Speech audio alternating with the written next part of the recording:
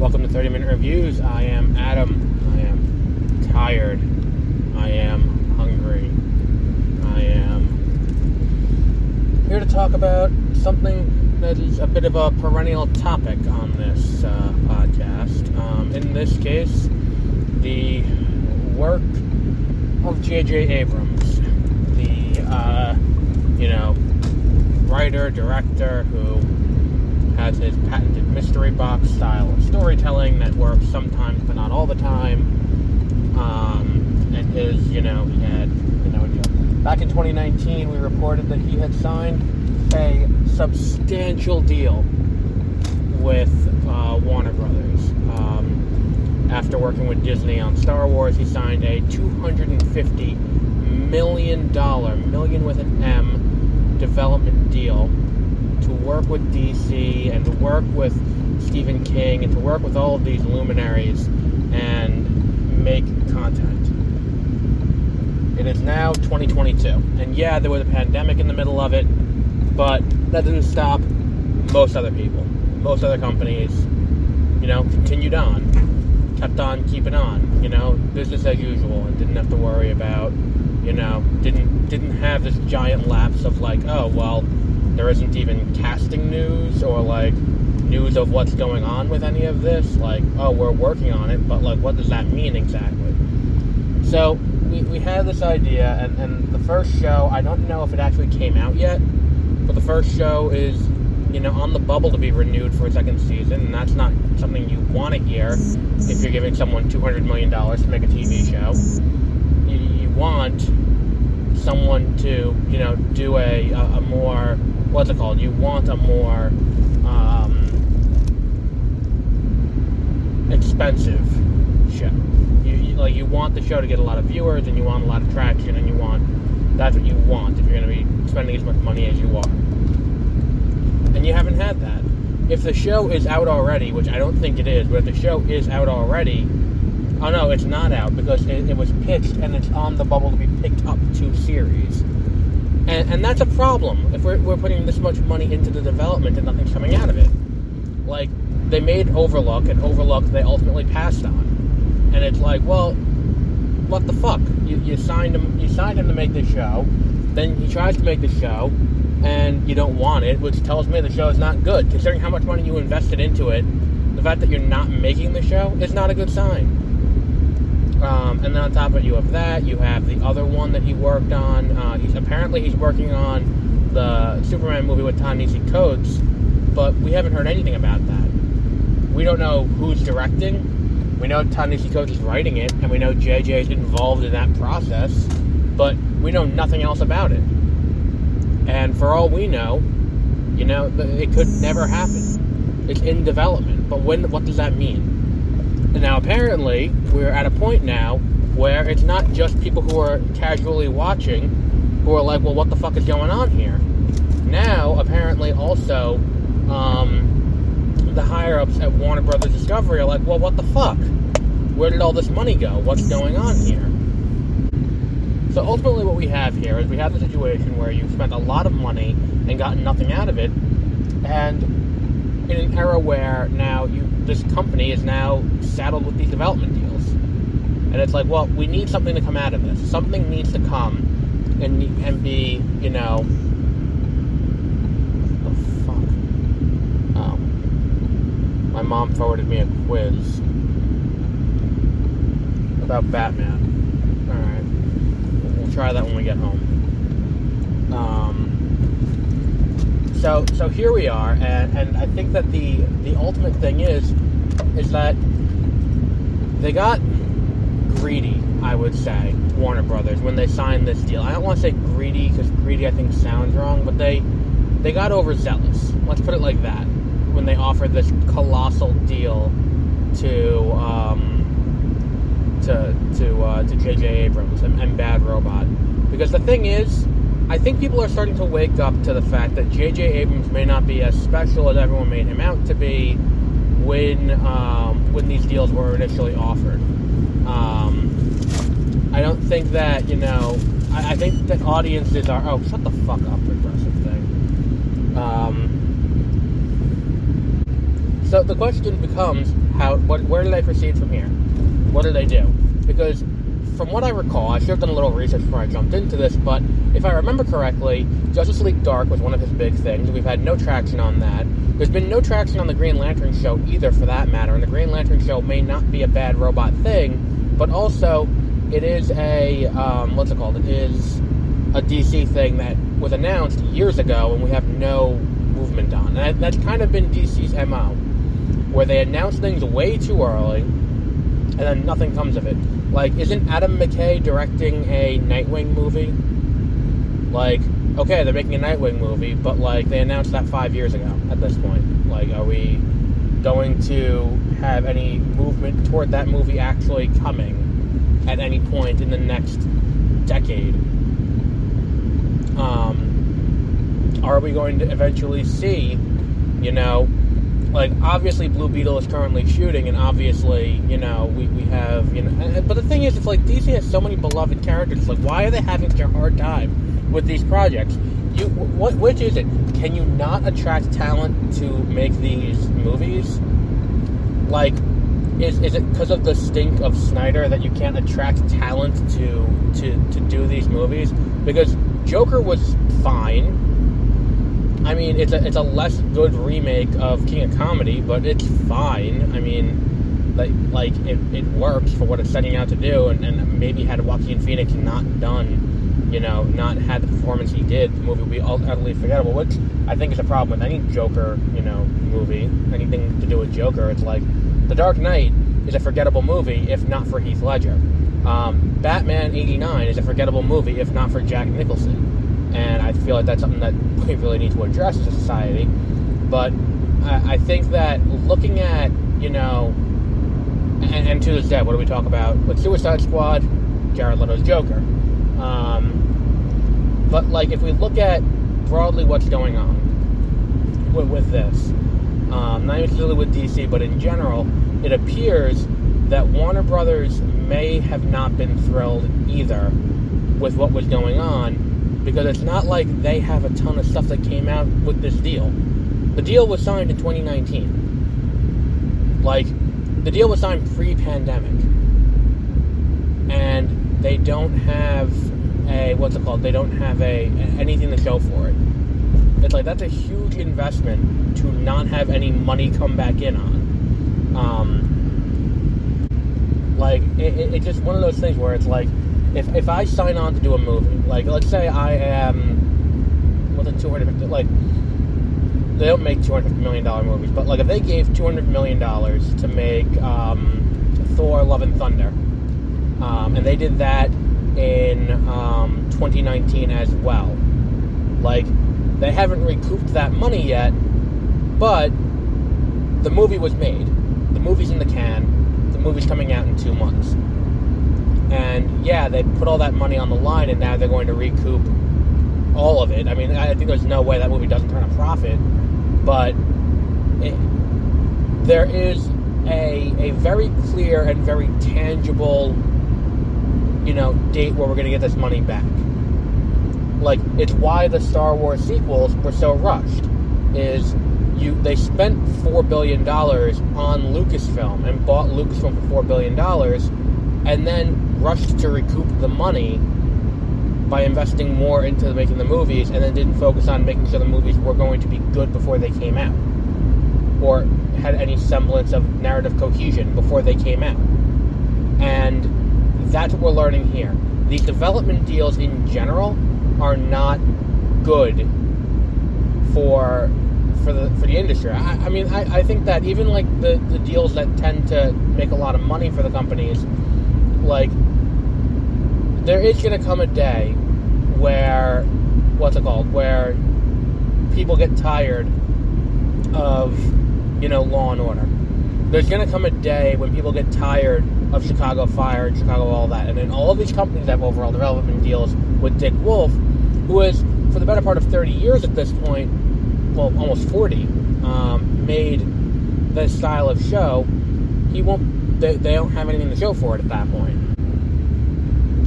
Like, look at, like, CBS. CBS is still going back to the same well over and over again, and they keep going back and they keep going to Chuck Lorre because they have these deals in place where it's like, okay, well, this show got canceled, well, let's see what else he got for us. It's like, okay, well, if he's developing Be Positive and he's developing United Disavow and he's developing Bob Heard's Abishola and all the other shows, it's like, well, why not just do that? And then if you look at other networks, I mean, like, Blackish didn't come from a development deal. Like, Abbott Elementary did not come from a development deal. Like, for better or, like, technically, Young Sheldon didn't come from a development deal because it's a spin-off of Big Bang Theory, but I think it's got different producers and showrunners that aren't related to Chuck Lorre. I mean, like, that may be the only one that's on TV now that has a huge, like, that's got the highest, I think it's the highest rated cable cable comedy, but if it's like, they don't have an overall development deal with Adam Goldberg, they don't have an overall development deal with Quinta Brunson or any of these other people who are doing really great work on other networks, and you're still getting great content out of them. It's not about, you don't have to have these overall development deals. Like, yeah, you may pick up a gem, but I'm trying to think of another show that's not a spin-off of another one that came out of one of these development deals. I think the one with Shonda Rhimes was the most lucrative for any of them. But, like, as of right now, like, yeah, Chuck Lorre had a very good run in the early and mid-2000s. He had a fantastic Rushmore run of television where he had 2.5 Men, he had Big Bang Theory, he had, what's the other one? How I Met Your Mother. He had all of these, Mike and Molly had a substantial run, and he had all of these shows that had these long runs, but recently none of his stuff has really stuck. And on top of that, with these, you're paying a lot of money to the guy making it, not including the cast. Like, I mean, and even to say that, like, maybe Warner Brothers deal with, what's his name? It is weird to say that, but, like, they made a deal with, what's his name? Greg Berlanti. And that deal has paid off way more than the deal that they ever made with, what's his name? With the other ones. It's just, I don't want to say it's obscene because that feels like an overstatement, but, like, the amount of money that's coming off of that, between, Arrow, Flash, Legends, Batwoman, all of that, because then even Riverdale is his, and he's got so many other things that money comes in off of, and he had one of these colossal deals to make content for Warner Brothers, and maybe that's what they were hoping for when they signed this $250 million deal with JJ Abrams. But the fact that JJ Abrams can't get pulled together and do what, Greg Berlanti can do on network TV budget is indicative of his ability, I think. Like, they gave him Star Wars, and he Stephen Moffated it.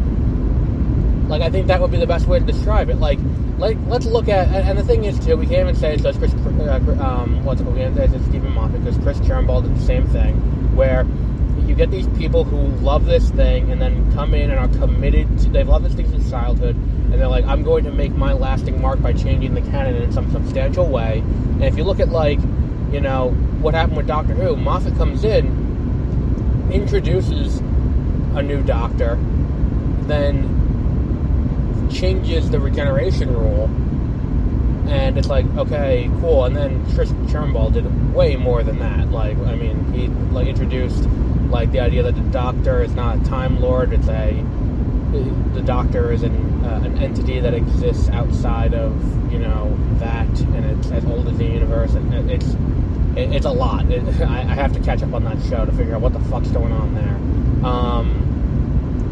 And it's just one of those things where it's like, okay, we're doing all of this to make my marks. That way, when it comes time to regenerate into the 13th Doctor, he's the one who's going to use the 13th regeneration, because there was no reason to say that was his place to do it. Like, you didn't have to introduce, what's it called? You didn't have to introduce, they don't have to introduce William Hurt or John Hurt as the War Doctor. That doesn't need to happen. You could just have, you could have just had it been McGann, and that would have solved that problem. But, like, that's the thing. It's like, where did I even get on? Oh, JJ Abrams. JJ Abrams came into Star Wars. He's like, I'm going to, change it. And then it's like, well, the first one you did, he's just retelling the original Star Wars. So, like, yeah, it's good, but it's good in the same way the first Star Wars is good. So, like, I've seen this before. And then there is then his second one is like, okay, so we're going to do all this other stuff that's going to, change things. It's just kind of like, okay, well, I want to make my mark that can't be removed. It's just sad, is what it is, more than anything else. So what else was there? There was, but like, look at it like that, and look at it through that, through that prism, and think about how, what's it called? How this whole kind of weird, I don't know, it just feels kind of weird to me that it's like they did all of that and then it didn't work. And it didn't work. You spent all of that money and you didn't get anything out of it. There's not one new show produced by Bad Robot on HBO Max or HBO Regular or anything like that. He's got a new show they announced today. He's doing a show with, what's it called? With Apple TV, a speed racer show. But, like, again, existing IP. It's existing IP. Go and do something unique. If you're really this talented that you deserve $250 million, go out and do something unique. And I think I said this when it was announced. And I think, like, when it was announced that he was going to be doing he had this development deal, and it's like, well, Apple TV offered him substantially more money to go over. Like, Apple TV Plus offered him a lot more money to go over there. And why wouldn't he take more money to go and do that? Because he wants to deal in existing IP. Because if he's put into his own world and his own little prism, then people aren't going to pay attention. They want JJ Abrams to be doing this. They want JJ Abrams to be doing Star Trek. They want JJ Abrams to be doing Star Wars. They want him on Superman. They want him on all of these kind of things. They just don't want him doing his, what's it called? They don't want him doing his, his own shows. And I mean the public at large. Because, like, oh, JJ Abrams has a new show. It's like, well, who gives a fuck? Like, okay, we're past Alias. We're past Lost. And Lost, I've never watched Alias. I'm not going to sit here and pretend like I've seen Alias to be able to render a conclusion. But Lost, I saw someone describe Lost as a narrative Ponzi scheme. And I'm like, that's a perfect way of describing it. It is an absolutely perfect way of describing that show. The only thing that made that show interesting was the level of investment that you put into it yourself. If you did not invest yourself into it, then you didn't give a fuck. And it's like, I know that may sound generic and like a complaint that can fit with any TV show, but on what planet is it, like, that show was not well executed past a certain point. It's kind of like what happens when you're like, okay, so we have this mystery, and as long as the show keeps going, we can keep building on the mystery and building on the mystery. And then they got to season 6, and they were like, oh shit, we're not doing this past this season. We gotta wrap this up, and now we gotta explain all this stuff. And then they just didn't do it satisfactorily. And then therein lies the problem there, and why that show is not well remembered past its, its time. Like, look at, like, the shows that were huge in the moment and then not talked about anymore. Like, the ones that I can think off the top of my head, Game of Thrones was huge for its entire run. Then final season happens, no one talks about Game of Thrones anymore. And it's not because Game of Thrones, was so well, it's not like, okay, well, that's done, we don't have to do it anymore. It is, people didn't like the ending. Like, people still talk about Breaking Bad to this day. Breaking Bad is still very well received and and discussed. And it's not just because Better Call Saul is still on TV on AMC, but because it was well received. How I Met Your Mother. Very, very, very shitty ending. and people were not happy about the ending. And it's the kind of the example of what happens when you shoot the ending at season 3, and then you get another 4 seasons out of it, 5 seasons out of it. Holy fuck, that guy's in a rush. And he's in a ditch. Good for him. Awesome. Love it when that happens. So, if you look at TV shows that have that, Lost is in that category of TV shows that were huge in the moment and then almost immediately forgotten about and don't have a lasting pop culture legacy. There are shows that aired around Lost that are still talked about that were better than it, like Flash Forward was a cool concept that came out. I think it was a show that had Lost lead it, and it was pretty cool. It was like half the world flashed forward 6 months, the other half didn't. And then it's a really cool idea, and it didn't pick up. Then there was like Awake, which is another cool idea about how this guy, he's in a car accident, and his mom, and when when he's awake, his wife is dead, and when he goes to sleep and he wakes up again, he's in the same life, but the son is dead, and he doesn't know which is the real life and which is the dream. That's a really cool idea of a show. Kings on NBC, not the same network as that, but Kings was another show that people still talk about now. Kings was a very well done show. It was David and Goliath, and it's the kind of show that if it came out now, it'd be running for more than one season. And not only that, but there's a lot of really cool talent behind that show that now is like, got cachet to it. Like, I have the box set of it, and if you look at the back, it says Sebastian Stan, and then it has in parentheses Hot Tub Time Machine, because that was his biggest role at the time, because it's 2 years before Captain America comes out. But look, this JJ Abrams deal has not been good to Warner Brothers. Warner Brothers has not made money on it, and it was a bad idea from the beginning. And it's like, well, why was it a bad idea from the beginning? Because he had one show that propelled him to a second show, and then Star Trek. And then Star Trek was well received, so he got, a second Star Trek movie, but that one was not.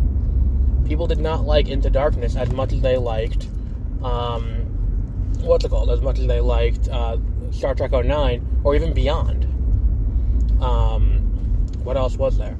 Star Wars, he has the first one, and then beyond that, people are like, okay, well, what now? And I think a lot of it is, looking at it now, it's people have woken up to the fact that, JJ Abrams is not as good as people thought he was.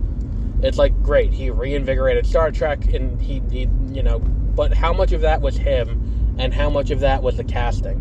Because if we look back on it now, how much of Star Trek do people remember from the plot of Star Trek or Star Trek 09? How much of that is remembered? And then how much of that is how great Chris Pine is in the role? And that's two very different things to look at. Or how much of Star Wars is remembered positively at this point from the sequels because of JJ. So we'll wrap up there for today. Until next time, and when something else happens, in which case we will be back with that. So until then, have a great rest of your day.